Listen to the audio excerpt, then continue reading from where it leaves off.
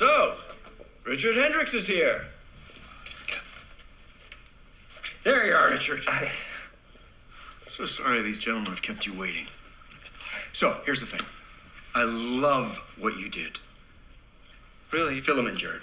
Now, as you know, Hooley is seen as possibly the most progressive company in the world.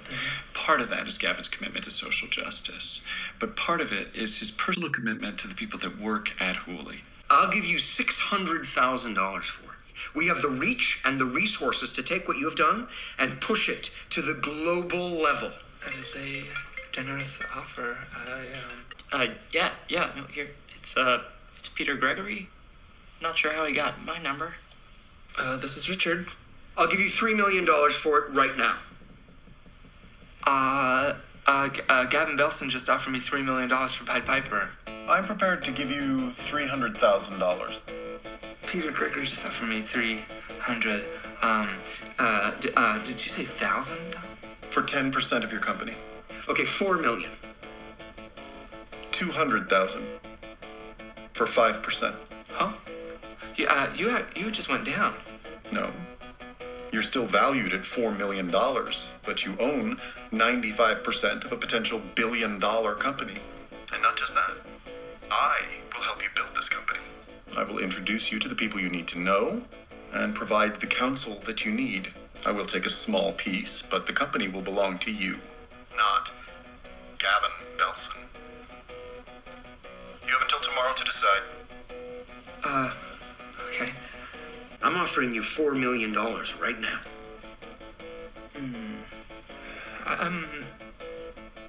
That is a lot of money. You know, I've got to go to the bathroom. I've got to pee. There's a desperate. I'm bursting. I'll be right back, but right now. Okay, $10 million. No. Maybe. I didn't mean to snap at you. I'll talk in a bit. Won't be long. Now, imagine if you were in that situation. In one, you instantly make $10 million if you sell your company. But in the other, if you take the risk of building the company, you could potentially make a $1 billion business. But the thing is, you never know. It might not ever happen. And you might just have a waste of a company that you could have actually sold in the past. It's a very, very difficult decision to make, and many people do not choose the latter. That leads to a couple big tech companies being created that are unstoppable and are taking over this world. Facebook has bought the photo sharing application Instagram for $1 billion. Search engine and technology giant Google has purchased Nest, a manufacturer of fire alarms, for $3.2 billion. Apple is buying the music ID service Shazam, $401 million. It's Apple's biggest deal since the acquisition of Beats. Amazon to buy Whole Foods. This is it. This is what everybody thought could happen.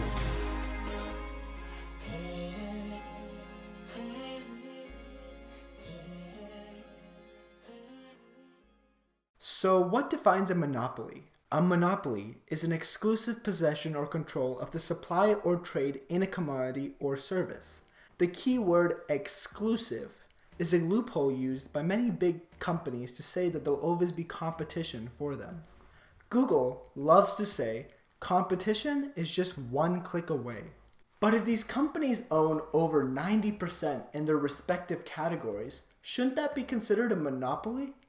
Let's look at these statistics. Amazon receives about 93% of all ebook sales. Google gets about 78% of search and spending. And Apple and Facebook dominate the market in high-end smartphones and social media. All this domination can really hurt the local market, as Mr. Dale Sizemore points out. Well, let's just look at Amazon, for example. When you can order something right now, basically most anywhere in the United States, and get 2-day delivery. Unless it's shoes or something like that, why would you get out of your car and go to the local merchant? Well, what happens is the local merchants go out of business. Now they do have a monopoly, and so they can charge anything they want. So that's the caution that we have to have.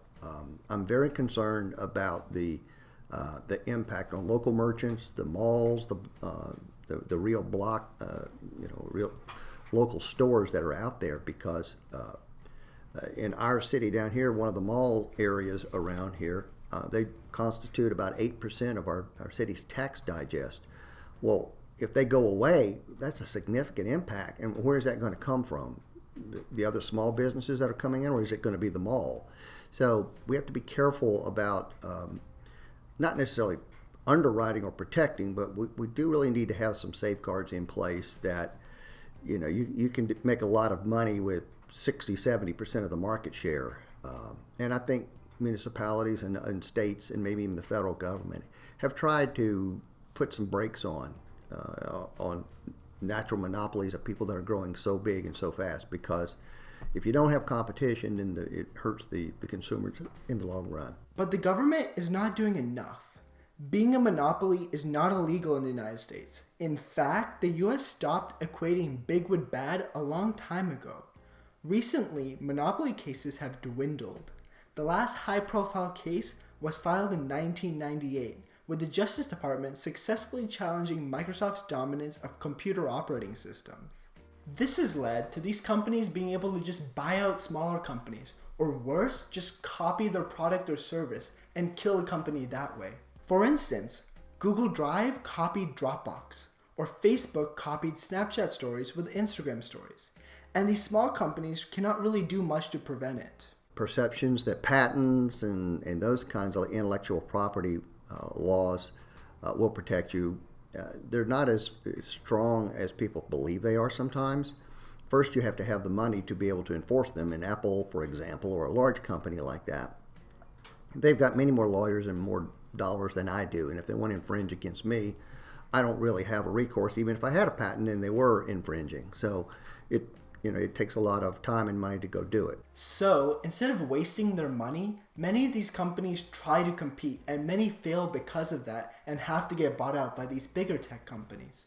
I mean, Apple owns Shazam, Siri, Beats.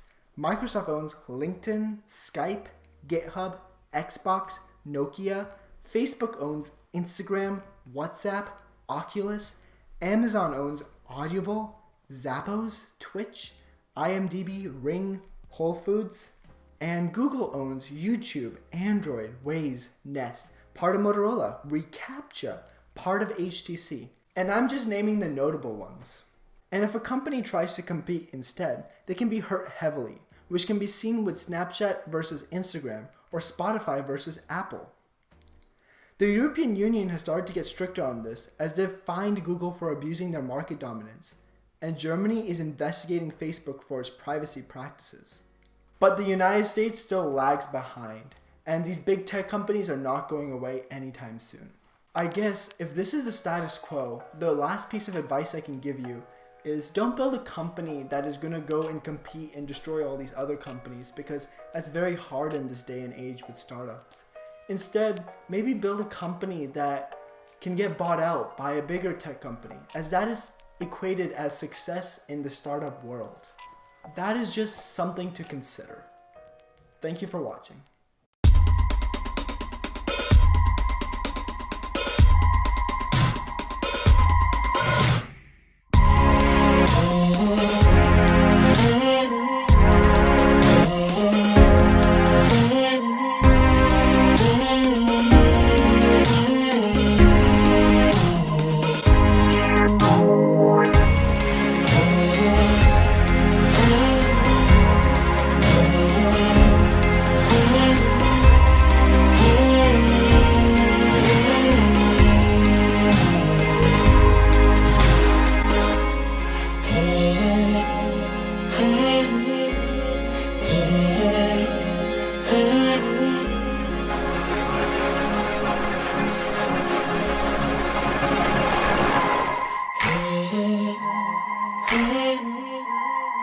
Mm-hmm.